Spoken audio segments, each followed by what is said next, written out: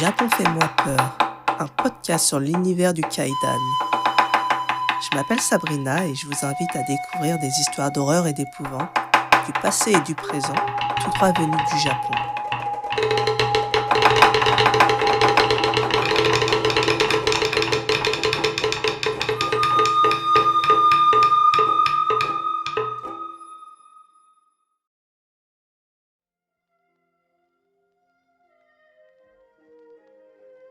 Bonsoir tout le monde, j'espère que vous allez bien.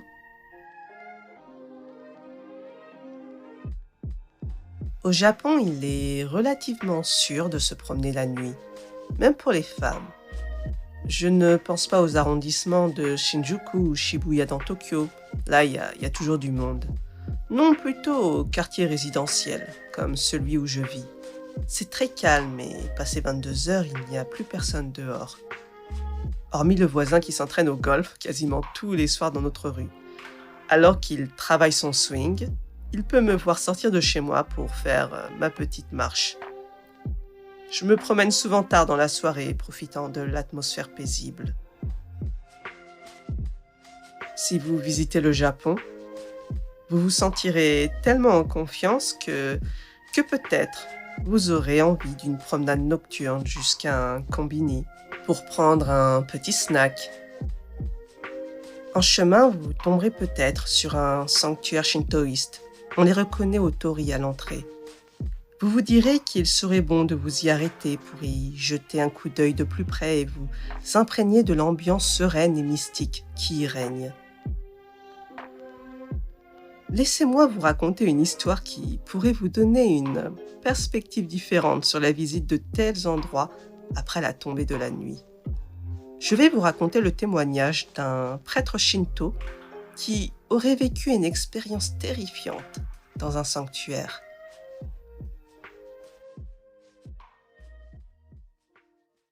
Épisode 40. Ushi no Toki Maeri.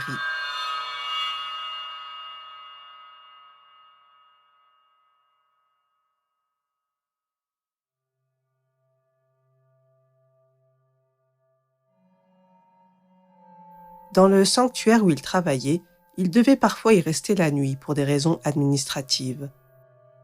2 prêtres devaient être présents pour assurer ce service. Un soir, ce fut son tour et celui d'un autre prêtre. Appelons-les Ei-san, la personne qui nous livre ce témoignage, et Bi-san, son collègue. La partie la plus difficile du travail était la patrouille du sanctuaire. Toutes les 2 heures, ils devaient patrouiller pour vérifier que tout allait bien. Chaque patrouille durait environ 15 minutes, ce qui n'était pas très long. Mais le sanctuaire était désert la nuit, ce qui rendait l'atmosphère très angoissante. Faire le tour du sanctuaire seul n'était pas rassurant. Il valait donc mieux ne pas être peureux pour effectuer cette tâche. Ce n'était pas seulement une question de mental, mais aussi une difficulté physique. Car il arrivait que des ivrognes ou des sans-abri trouvent refuge sur le domaine. Il fallait donc les sortir du sanctuaire et nettoyer après eux. Quoi qu'il en soit, la première patrouille de nuit s'était déroulée sans problème. Ei-san était de retour dans la salle de repos. La prochaine patrouille serait pour Bi-san. En attendant, Ei-san souhaitait se reposer, mais il n'y arrivait pas. Et quand finalement il commençait à s'assoupir, « Hé, réveille-toi, réveille-toi !» C'était la voix de Bi-san. Il regarda sa montre et il vit qu'il était presque 2 heures du matin. Ce serait bientôt son tour. Il réveilla son corps lourd et regarda le visage de Bi-san. Voyant que Bi-san avait l'air un peu inquiet, « Qu'est-ce qu'il y a ? Quelque chose ne va pas ?» demanda Ei-san. « Ah, tu n'entends pas des bruits étranges ?» dit nerveusement Bi-san. Ei-san écouta attentivement. On aurait dit qu'on frappait sur quelque chose. Mais qu'est-ce que c'est ? C'est ton tour de ronde. Tu peux aller y jeter un œil ? Demanda Bi-san. Ei-san ne voulait pas y aller, mais il était possible qu'une personne essaye d'endommager le sanctuaire. Pas le choix, je vais aller voir ce qui se passe, dit Ei-san en quittant la pièce. Il se dirigeait au son du bruit qui semblait provenir des bois derrière le sanctuaire. Au fur et à mesure que le son se rapprochait, il lui semblait que c'était le bruit d'un métal frappant un autre métal. Il ne devrait pas y avoir de métal dans la forêt. Ei-san était un peu inquiet, mais il continua de marcher vers le son. Il aperçut alors une silhouette blanche au loin. Ei-san s'arrêta. C'était une femme. Elle portait ce qui ressemblait à un kimono blanc et frappait une poupée de paille contre un arbre. « Oh, Ushi no Toki Mairi » se dit-il. Ushi no Toki Mairi est un rituel de malédiction japonais qui doit être réalisé dans un sanctuaire afin de jeter un sort pour tuer une personne que l'on déteste. L'exécutant, qui est souvent une femme, revêt un kimono blanc et se peint le visage en blanc. En général, elle porte également sur la tête une sorte de bandeau auquel sont attachées des bougies. Puis, entre 1h et 3h du matin, elle apporte sa wara ningyo, une poupée de paille, au sanctuaire et l'accroche à un arbre à l'aide de clous. Ei-san avait entendu parler de ce rituel, mais c'était la première fois qu'il en était témoin. C'était effrayant, mais en même temps, il souhaitait en voir plus. Quel genre de femme essayerait de jeter un sort à quelqu'un? J'aimerais bien voir son visage. Finalement, la curiosité l'emporta sur la peur. Ei-san décida de se rapprocher un peu, en essayant de ne pas se faire remarquer par la femme, jusqu'à une position où il pourrait voir son visage. À ce moment-là, il marcha sur des graviers et, bien entendu, le bruit résonna très fort. La femme s'était alors retournée très rapidement. Son visage était peint en blanc et ses yeux injectés de sang. Les bougies de l'anneau qu'elle portait sur la tête éclairaient faiblement son visage. « Oh non, elle m'a vu. » Au moment où Ei-san se disait ça, la femme, telle une démone, s'était mise à courir vers lui en criant. Elle tenait un marteau dans sa main. Ei-san était si terrifié qu'il s'était enfui immédiatement. Il n'a pas eu le temps de s'arrêter dans la pièce où Bi-san se trouvait. Il franchit donc le torii à l'entrée, descendit les escaliers et sortit de l'enceinte du sanctuaire. Il continua ainsi à courir à travers la ville pendant un certain temps. Puis, finalement, il prit le temps de regarder derrière lui. Il semblait que la femme ne le suivait plus. Alors, il décida de se rendre au poste de police et raconta tout ce qui s'était passé. Les policiers décidèrent d'aller au sanctuaire accompagnés de Ei-san. Arrivés sur place, la femme n'était plus là. Bi-san, qui devait encore se trouver dans la pièce de repos, était introuvable. Il avait disparu et plus personne ne le revit depuis.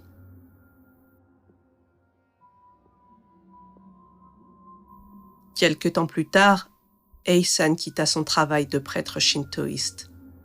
Il s'était rappelé cette époque et pensa « Si c'était Bi-san qui avait patrouillé à ce moment-là, c'est peut-être moi qui aurais disparu.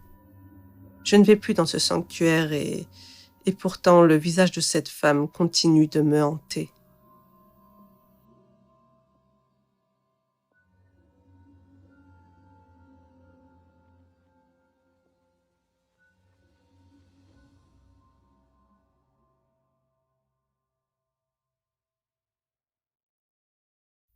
Oshimai. J'espère que cette histoire vous a plu. La magie noire est présente dans toutes les cultures. Que l'on croit ou pas en son efficacité, savoir que des personnes réalisent ce type de sort dans l'espoir d'anéantir d'autres personnes, c'est de la pure folie. C'est diabolique même. En ce qui concerne le Ushi no Toki Maeri, il doit être pratiqué pendant 7 nuits d'affilée. Et durant cette période, personne ne doit vous voir. Si c'était le cas, la malédiction ne s'accomplirait pas, ou pire encore, elle vous retomberait dessus. Selon une théorie, la personne qui jette le sort peut décider de tuer le témoin improviste et prétendre de n'avoir jamais été vue. Bon, après, ça n'annule normalement pas la clause qui est qu'elle ne doit pas être vue pour que le rituel se réalise. Donc, je vois pas trop l'intérêt. Au sujet de Bissan, je pense que malheureusement, il a été éliminé. Il a dû tomber nez à nez avec la démone. C'est comme ça que je vais la surnommer. Voilà, alors qu'elle poursuivait Ehsan, lui, il devait rôder un peu dans les parages, parce que si on se souvient bien, c'est lui qui a réveillé Ehsan et qui lui a dit d'aller jeter un coup d'œil pour vérifier d'où provenait ce bruit. Donc il devait être lui-même très curieux et très inquiet, alors il a dû sortir et puis il est tombé sur elle et elle l'a éliminé. Si vous êtes au Japon et qu'un soir vous décidez de vous balader et que vous croisez le chemin d'une femme toute vêtue de blanc à proximité d'un sanctuaire, un conseil, fuyez. Personnellement, je trouve les sanctuaires et les temples très effrayants à la nuit tombée. Et maintenant que je sais que ce genre de rituel existe... Après, je ne suis pas amatrice de lieux de culte shinto et bouddhiste. Par curiosité, j'en ai beaucoup visité lors de mes premiers voyages au Japon. Mais depuis que je suis installée ici, je passe devant sans m'arrêter, comme la plupart des Japonais en fait. Avant de vous laisser, je voulais vous remercier pour votre écoute. C'est un vrai plaisir de savoir que vous êtes là, épisode après épisode. Si vous aimez ce que vous avez entendu, n'hésitez pas à partager le podcast avec vos proches. Merci encore pour votre soutien. Et sur ce, je vous dis à très bientôt sur Japon Fais-moi peur pour plus d'histoires d'horreur japonaises.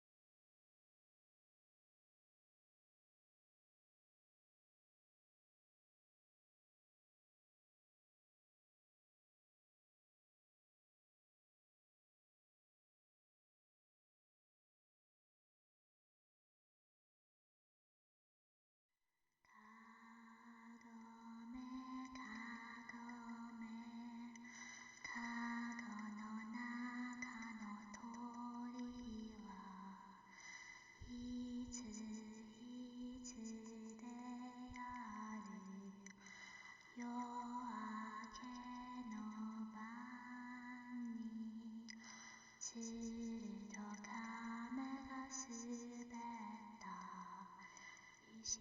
の